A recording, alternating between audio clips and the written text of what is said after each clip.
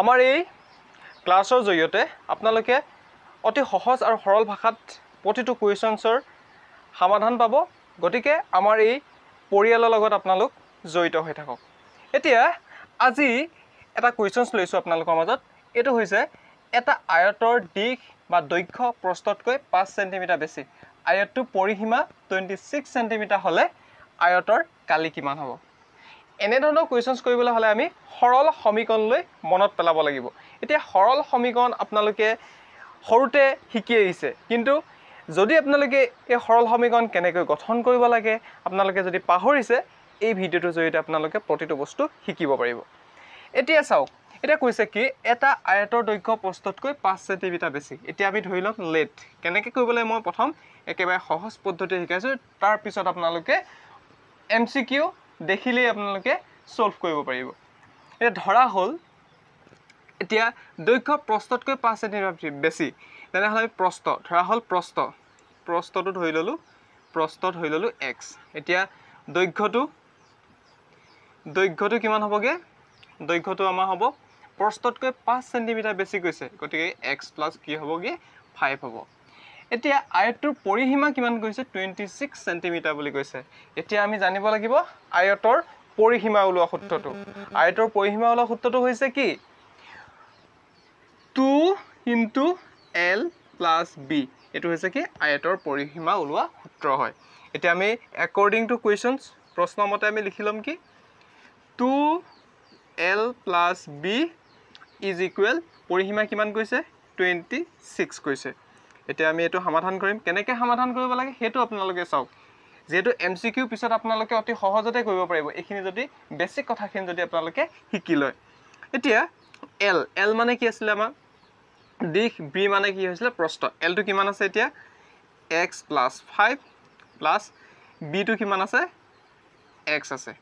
এতিয়া এইখিনি আমি কৰিলে কিমান পাম? twice x + 5 = এতিয়া 26 আছে এইফালে, দুইটো সমান চিন এইফালে গ'লে হৰণ হ'ব, 2 × 3 কিমান হ'ব? 26 হ'ব। এতিয়া আমি কি পালোঁ? twice x + 5 = 13 পালোঁ। এতিয়া চাওক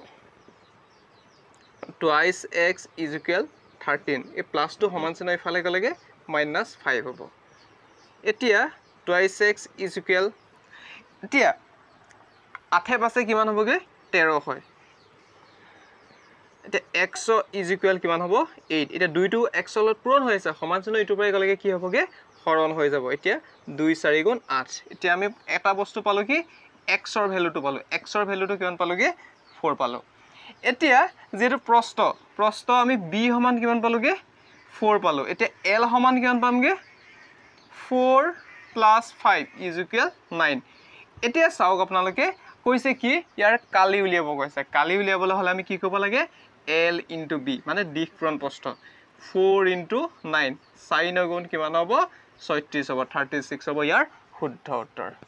নিশ্চয় অতি সহজতে বুজি পালে আপোনালোকে। যদি কিবা বুজাত অসুবিধা হয় আপোনালোকে কমেণ্ট কৰি কমেণ্ট বক্সত জনাই দিব। এতিয়া আমি এইটো প্ৰশ্নত আহিছোঁ। ইয়াত কৈছে হিমা ৰাহুল যদুৰ বয়সৰ সমষ্টি কৈছে 22 বছৰ। তিনিজন ব্যক্তিৰ কথা কৈছে। হিমা ৰাহুলতকৈ এবছৰ সৰু, যদু ৰাহুলতকৈ 2 বছৰ ডাঙৰ। এই কথাখিনিত আপোনালোকে মন দিব। ইয়াত কৈছে কি উলিয়াব কৈছে? ৰাহুলৰ বয়স কিমান? আমাৰ ৰাহুলৰ বয়সটো এইটো প্ৰথম উলিয়াব লাগে, গতিকে আমি ৰাহুলৰ বয়সটোৱে ধৰি ল'ম। ধৰা হ'ল লেট ৰাহুলৰ বয়স। ৰাহুলৰ বয়সক আমি কি ধৰিছোঁ?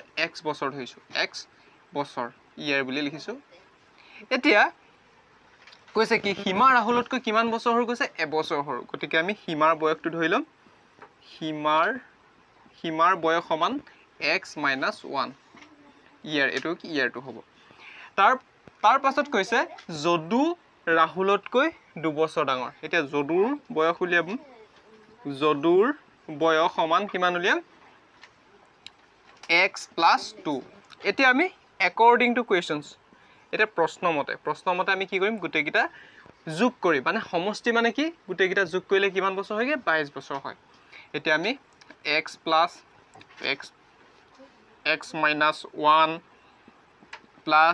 x + 2 আমি গোটেইকেইটা যোগ কৰিলে কিমান হয়গে 22 বছৰ হয়গে ইমানখিনিলৈকে যদি আপোনালোকে পাতিব পাৰে আপোনালোকে বাকিডোখৰ নিজে কৰিব পাৰিব এতিয়া চাওক x প্লাছ এতিয়া x minus 1 plus x plus 2 is equal 22 এতিয়া x কেটা আছে এটা দুটা তিনটা গতিকে ইয়াত কি হ'বগে 3x হ'ব এতিয়া প্লাস এ মাইনাস হলে কিমান হ'বগে প্লাস 1 is equal 22 এতিয়া আমি পাম কি 23x is equal 22 প্লাস 2 সমান চিহ্ন ইফালে গলে কি হয় -1 হ'ব এতিয়া আমি কি পাম 23x is equal 21 এটা x ৰ ভ্যালুটো পাম x ৰ ভ্যালুটো কিমান 21 এটা 3 টো ইফালে গলে কি হ'ব হৰণ হৈ যাব 3 7 গুণ কিমান হ'বগৈ 21 হ'ব তে x ৰ ভ্যালুটো কিমান পালোগে 7 আমি x টো কিয় ধৰিছিলো ৰাহুলৰ বয়স যদি আপোনালোকক সীমাৰ বয়স উলিয়াব দিয়ে তেতিয়া হলে